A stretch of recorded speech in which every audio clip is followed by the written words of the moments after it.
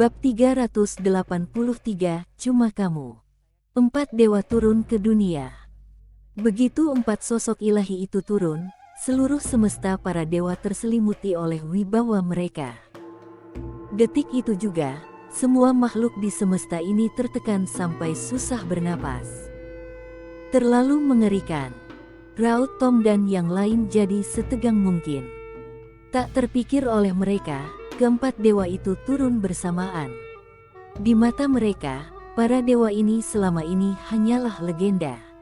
Ini pertama kalinya mereka melihat wujud yang dulu mereka sembah. Takut. Jelas takut. Tapi sekarang, takut pun tak ada gunanya. Mereka hanya bisa maju. Para penguasa aula berdiri di belakang Raffiye. Sikap mereka jelas. Semua orang menatap para dewa. Di depan berdiri dewa kuno.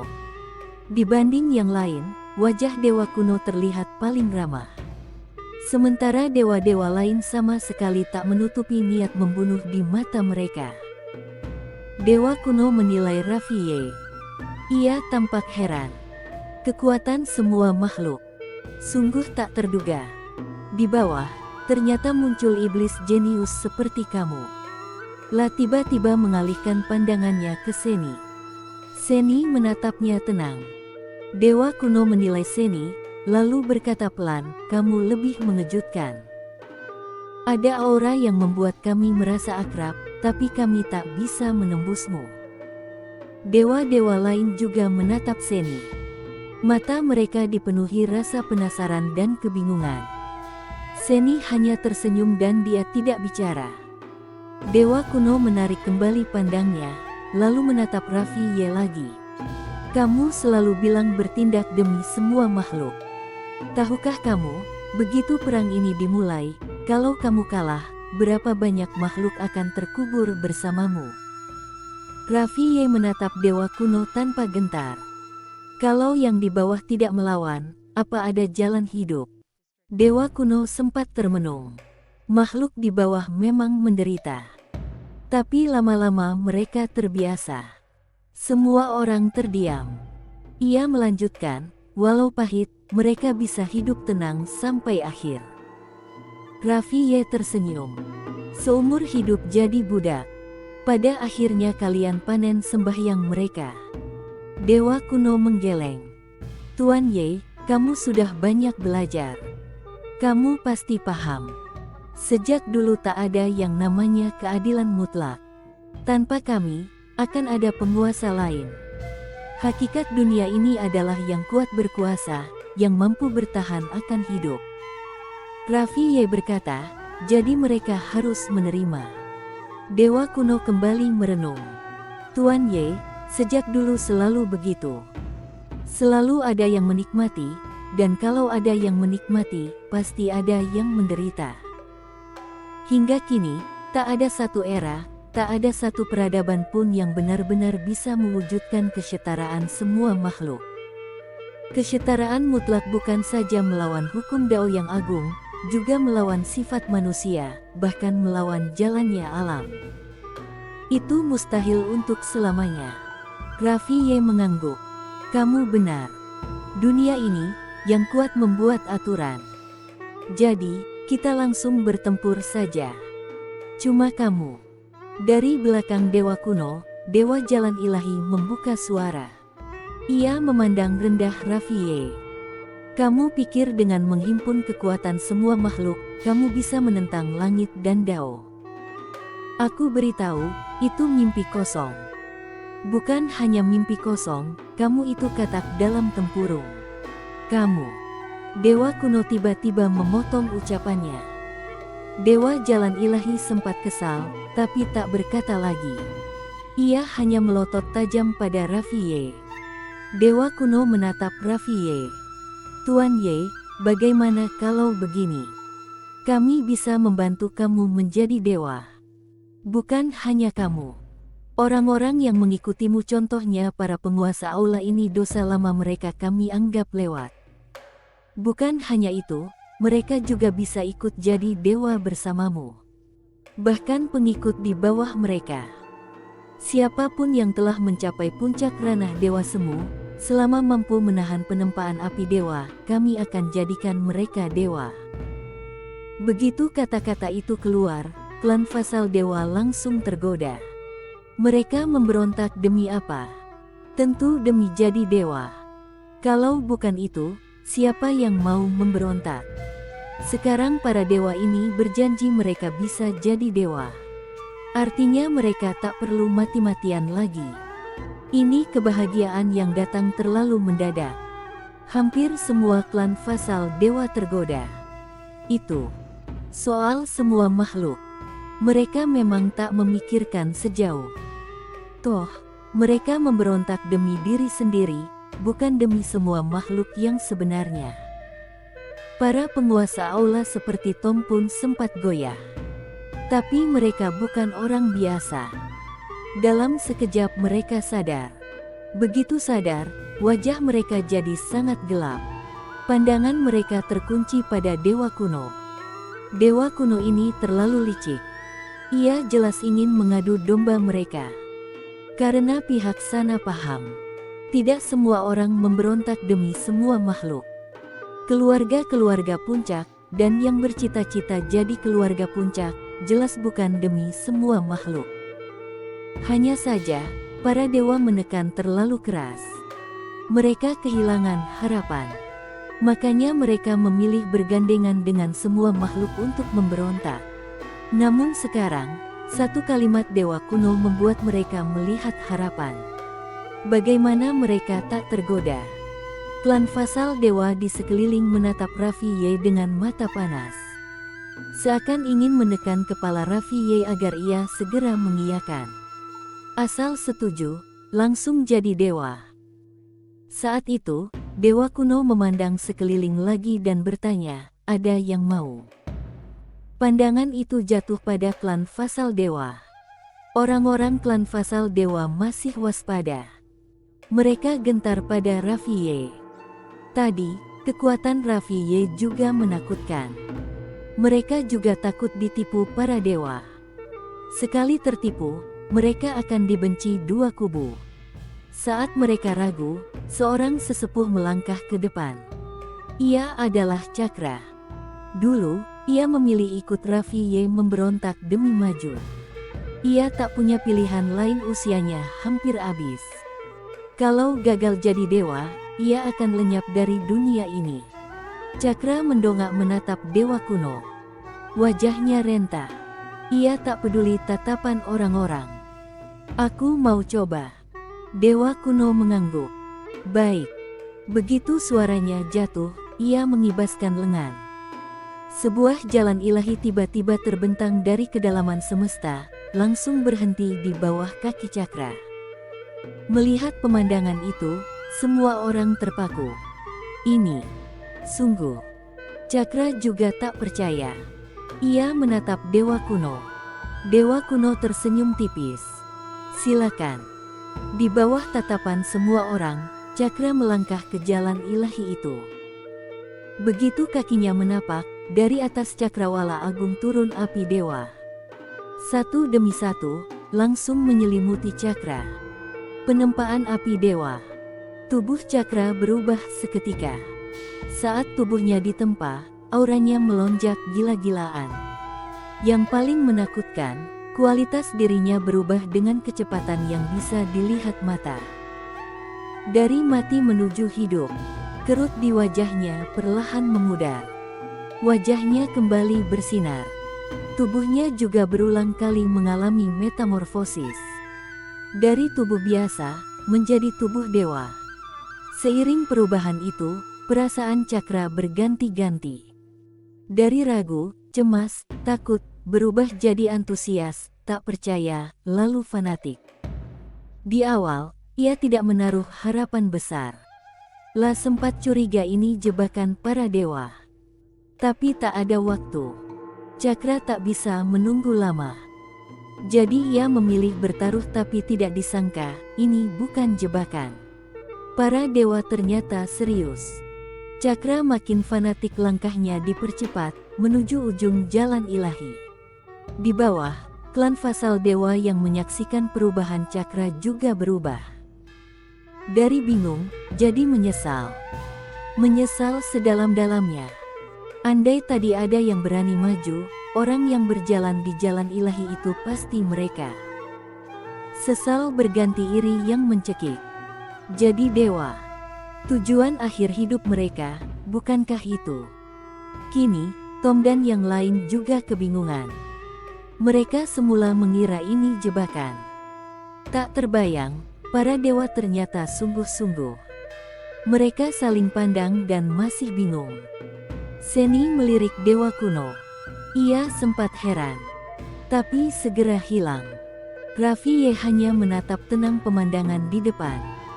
Di atas jalan ilahi, Cakra bergerak semakin cepat. Api dewa jatuh silih berganti. Di bawah penempaan itu, tubuhnya berubah total. Auranya bahkan sudah melampaui sebagian besar para kuat di ranah dewa semu. Ujung jalan ilahi kian dekat. Semakin dekat.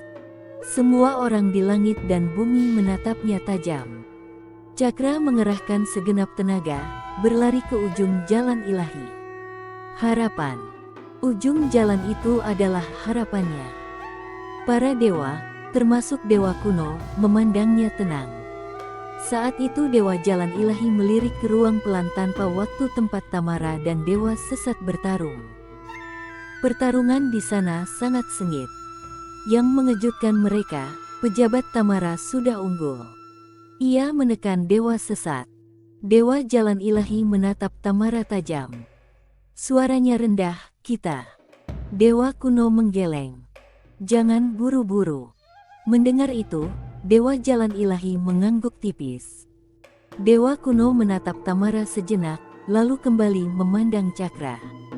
Dewa-dewa lain juga menatap Cakra.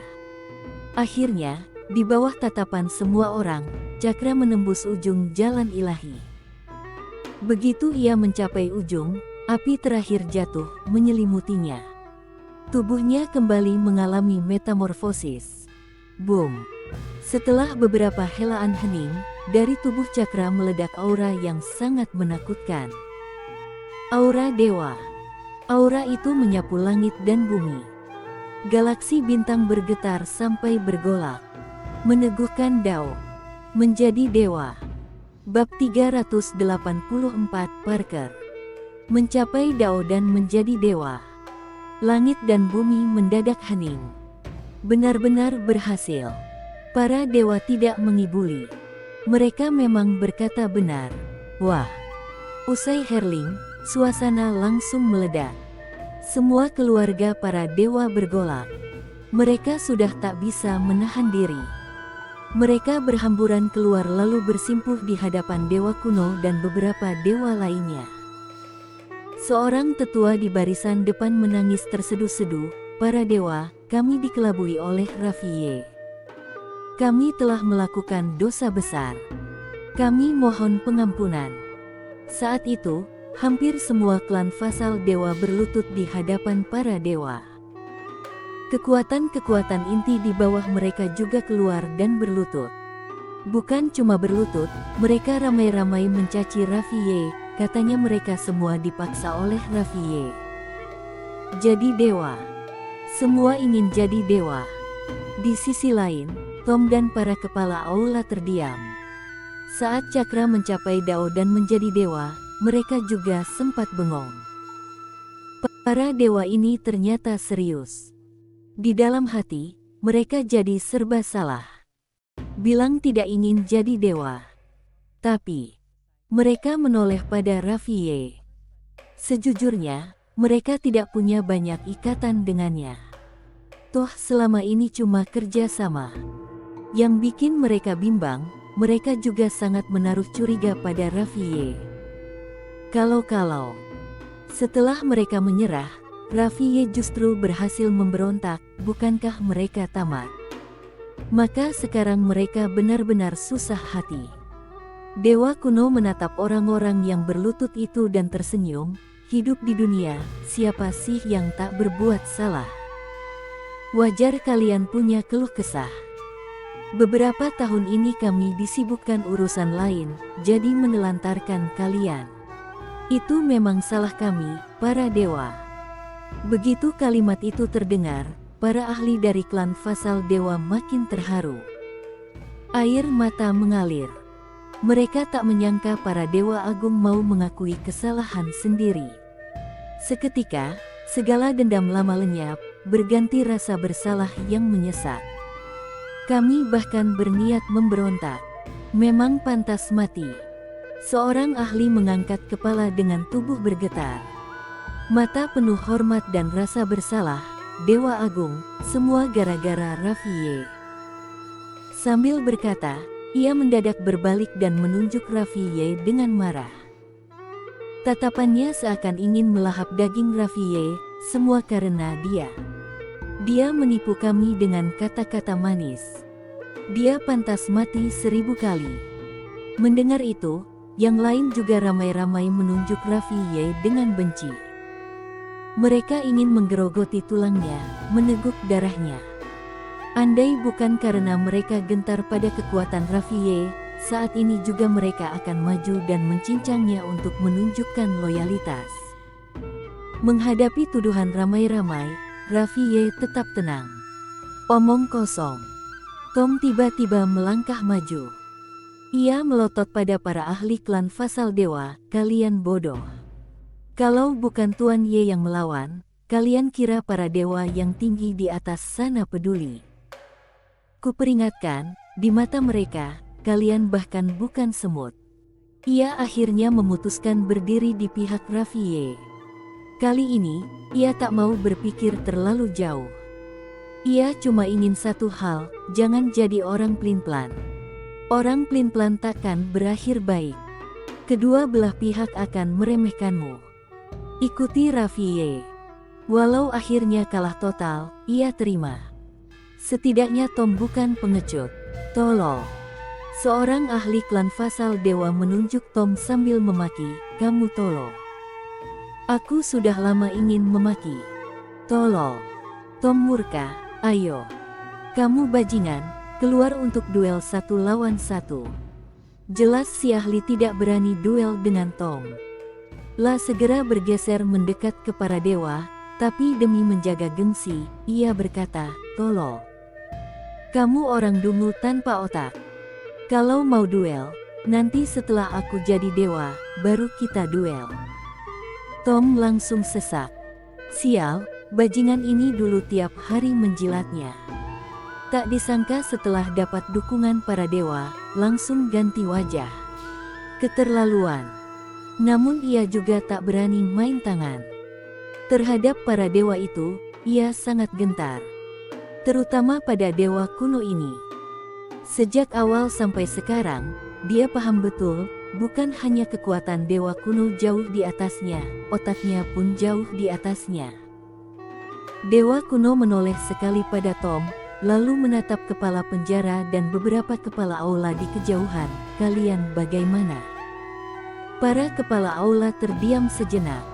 Anan yang baru kembali berkata, "Kami bersumpah mengikuti Tuan Ye."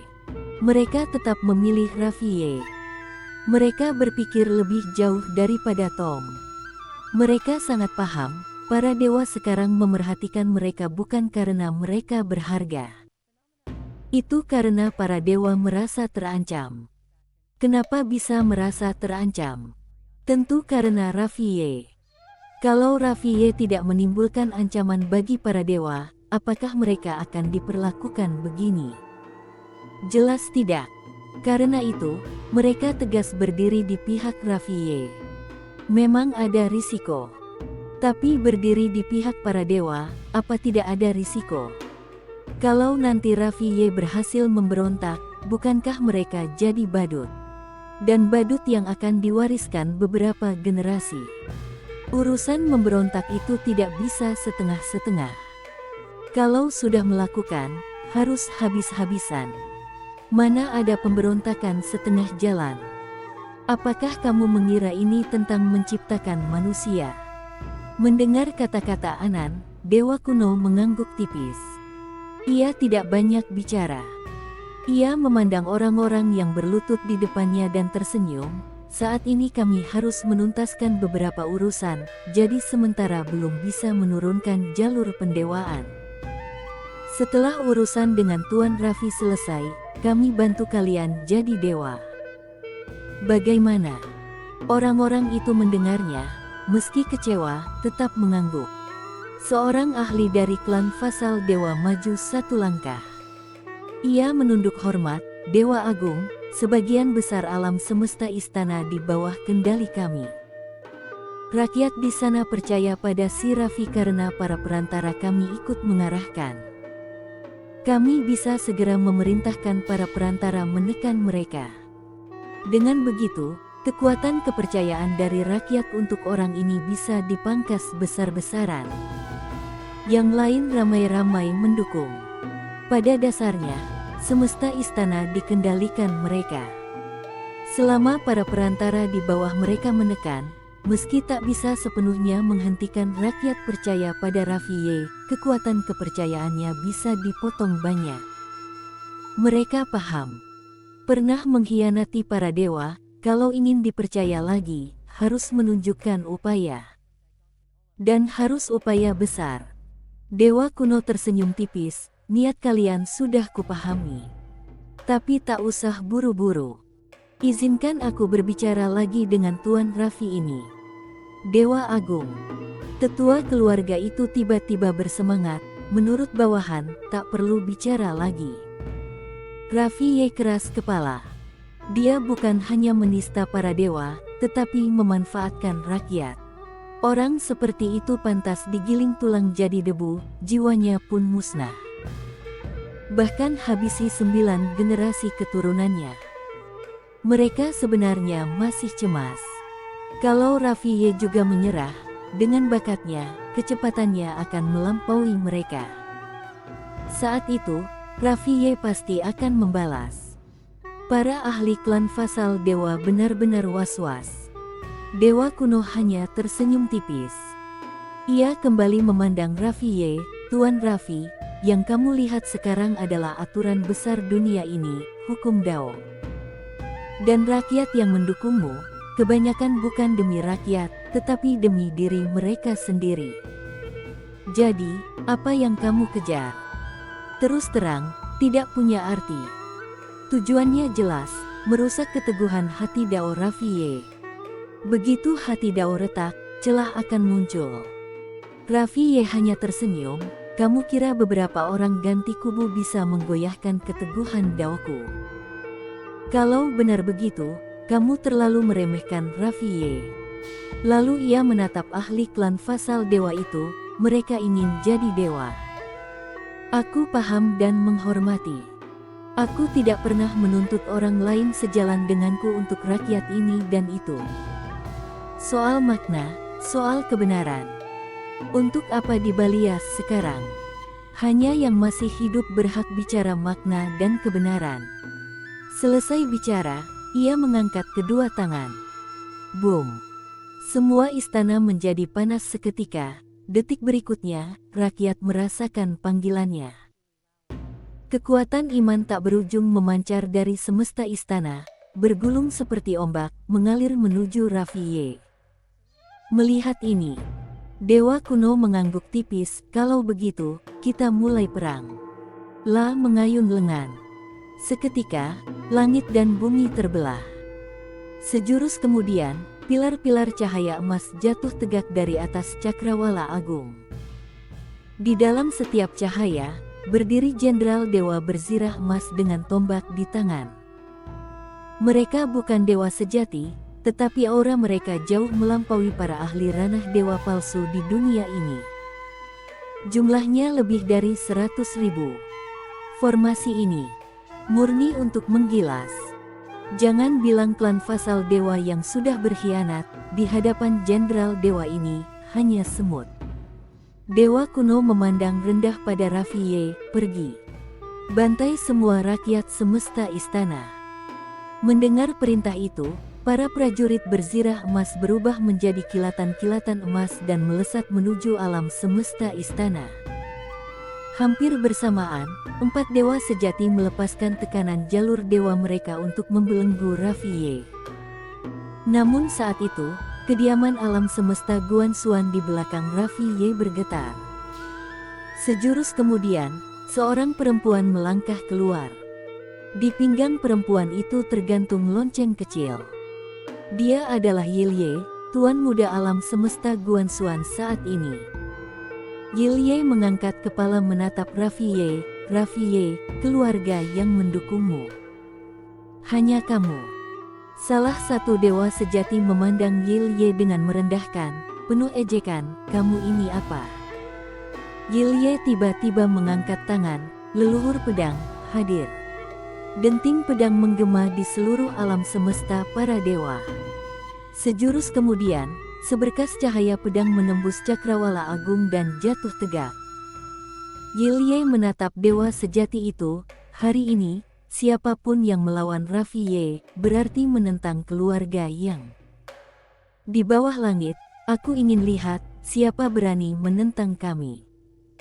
Lalu ia mengangkat tangan lagi, kakek Parker, pinjam pedang. Denting. Pedang kembali bergema. Sejurus kemudian, sebuah pedang lain kembali turun. Pedang milik Parker. Yilye mengibaskan lengan. Kedua pedang itu mendarat mantap di depan Raffiye.